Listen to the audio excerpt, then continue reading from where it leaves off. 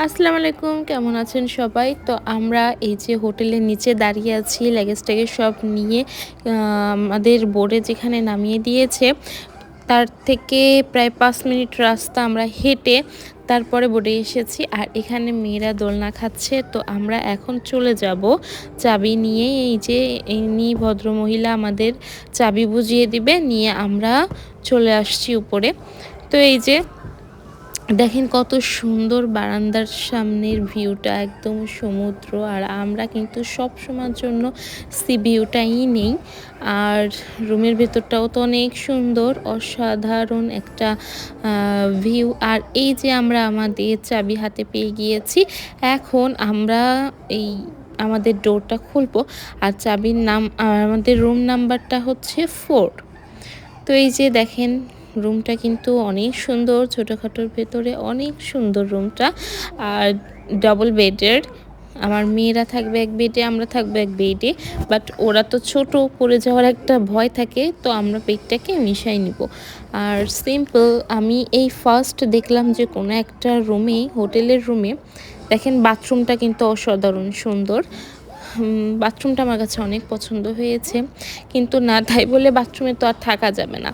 আর এটা কিন্তু টাইলস দেওয়া নিচে, কিন্তু মনে হচ্ছে কার্পেট, কিন্তু না, ওটা টাইলস।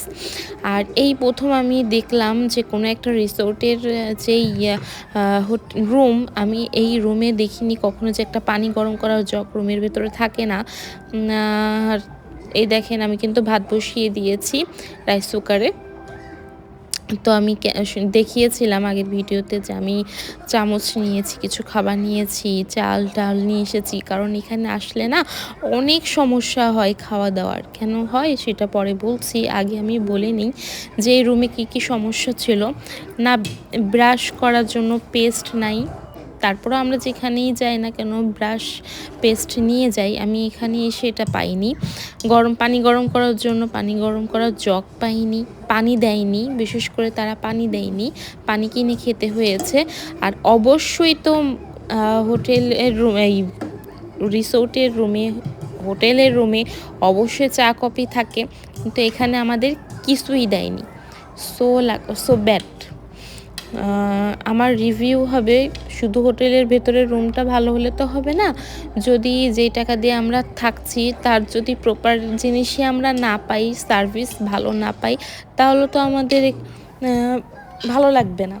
আর এখন তো একটু রোদ ছিল, সমুদ্রের অবস্থা এতটাই বাজে ছিল যে এত খারাপ ছিল, আমরা তো বোটে যাওয়ার সময় এত ঝড় বৃষ্টি, মানে দোয়া কালাম পড়তে পড়তে গিয়েছি হোটেল পর্যন্ত। তো আমাদের এখানে থাকার, আমরা 2 দিনের জন্য রুম আগে থেকেই বুকিং করেছিলাম যে 2 দিন থাকবো। আমাদের থাকার ইচ্ছা ছিল বেশ কয়েকদিন, বাট কোনো একটা জরুরি দরকারের জন্য 2 দিনে আমরা কেটেছিলাম রুমটা। তো একদিন থাকার পরে ভাবলাম যে না, এখানে একদিনের বেশি আমরা স্টে করতে পারবো না, কারণ দেখেন কি অবস্থা।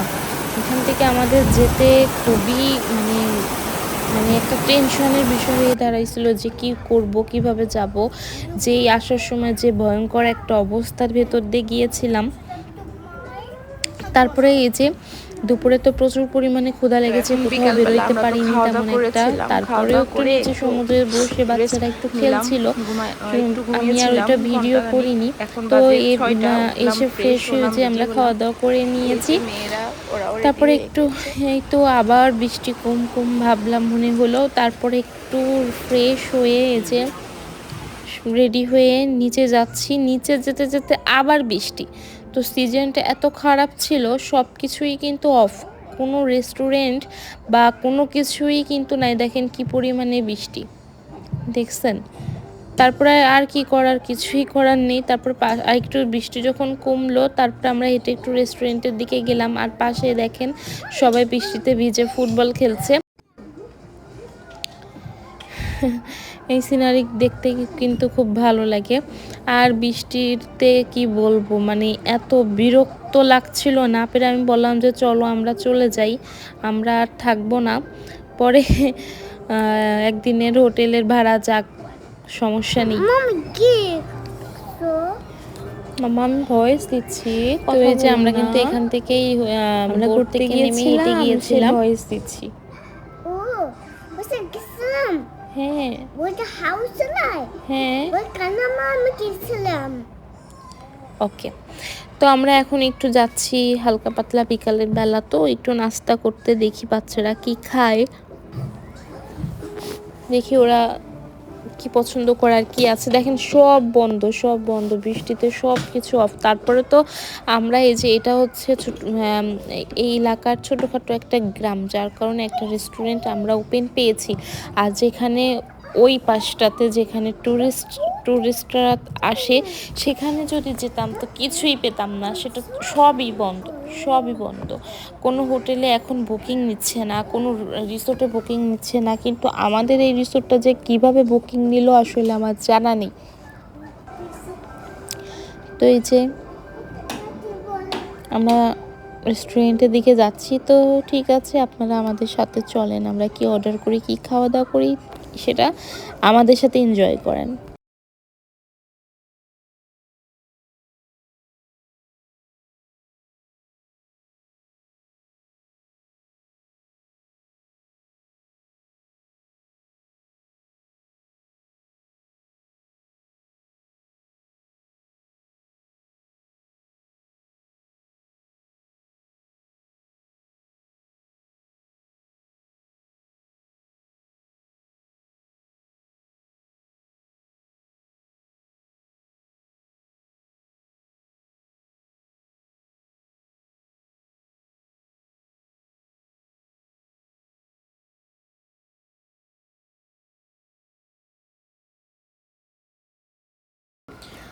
তো এই যে আমার বড় মেয়ে এখানে বার্গার অর্ডার করে নিয়েছে, যেহেতু বার্গার ছাড়া আর নাস্তি গোরিং ছাড়া এখানে আর কিছুই নেই। আমাদের দেশে যেরকম ভাত ভাজি আছে না, সেটা এই দেশে নাস্তি গোরিং, যেহেতু গোরিং মানে ভাজি আর নাস্তি মানে ভাত, তো ভাত ভাজি, তো ওটাই আর কি সচরাচর সব জায়গায় যেখানে যাওয়া হয় এটা আর কি মাস্ট থাকেই। তো এই যে মেয়েকে খাইয়ে দিচ্ছে, যেহেতু মেয়ে কিছু খায় না, তো ওর পাপাই খাওয়াই দিচ্ছে আর মেয়ের কিছু ছবি তুলছে। তো ভাবলাম আমি দুজনেরই ছবি তুলি, ফটোগ্রাফারের ছবিও তুলে নেই আমি। তো এই তো দেখেন পরিবেশটা কত সুন্দর, ঠিক সন্ধ্যা সন্ধ্যা ভাব, মনে হচ্ছে একদম মানে ব্লু কালারের, কেউ যেন ব্লু কালার করে রেখেছে, এত সুন্দর লাগছে। আর এই যে একটা বিড়াল দেখে দুই মেয়ে তো খুবই বিড়ালের ভক্ত, ওরা বিড়াল দেখলেই ধরবে। ছোটটার তো বেশি সাহস, ছোটটা তো কোলে উঠাতে চায়, কিন্তু ও তো মানে কি বলবো, আমাদের জন্য পারে না। যখনই ওর কাছে যেতেছে তখন একটা দাবত দিচ্ছে, এই কি করছো।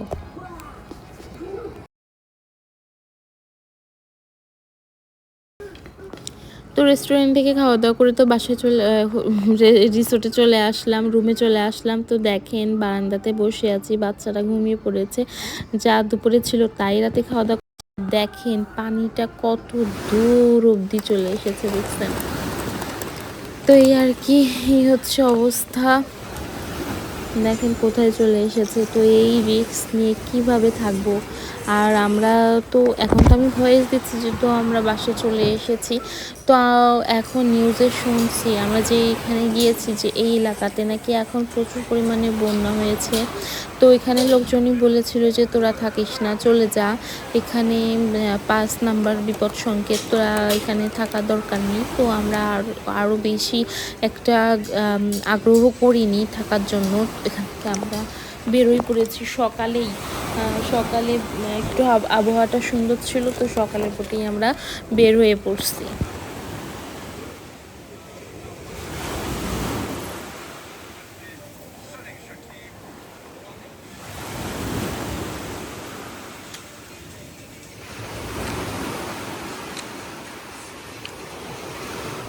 তো এই যে সকাল এখন 7টা, আমরা রুম থেকে সব কিছু নিয়ে বের হয়ে পড়েছি, আমরা ওই বোটে যাব। দেখেন ওই বোটে যদি যাই আর যদি ঝড় বৃষ্টি হয় তাহলে কি অবস্থাটাই হয়, কিন্তু আল্লাহর রহমতে খুব ভালোভাবেই তারপরেও চলে আসতে পেরেছিলাম। এখন আল্লাহর রহমতে যেন আবার বাসায় সুস্থভাবে চলে যেতে পারি, এটাই কথা। তো এই যে এই বোটে যাব, দেখেন এখন কি রোদ, যখনই বোটে উঠবো তখন যে কি পরিমাণে বৃষ্টি পড়ছে যে কি বলবো। আলহামদুলিল্লাহ, আল্লাহর রহমতে আমরা সকল কিছু পার করে চলে এসেছি। আর এই যে গাড়িতে আলহামদুলিল্লাহ গাড়িতে চলে আসছি। আর এসে দুপুরে 2:30টার দিকে খাওয়া দাওয়া করছি। তো এই ভিডিওগুলো আমার মেয়ে করেছিল, যার কারণে বেশি একটা ভালো হয়নি। তো ও যেটাই করেছে আলহামদুলিল্লাহ আমি সেটুকুই নিয়ে রাখছি আপনাদের জন্য। তো আমরা এখান থেকে গিয়ে খাওয়া দাওয়া করে একদম বাসার উদ্দেশ্যে রওনা দিব, বাসায় চলে যাব। একবারই বাসায় যেয়েই খাওয়া দাওয়া করব। তো এখান থেকে আমরা যাব আসলে বাসায় বলতে কি বাসায় চলে যাব আজকে। তো এখান থেকে আমরা তেরেঙ্গানুর ক্রিস্টাল মসজিদ দেখতে যাব। মসজিদটা হচ্ছে পুরোটাই পাথরের তৈরি, ক্রিস্টাল পাথরের। ওখানে যে 2 রাকাত ইনশাআল্লাহ নামাজ আদায় করব।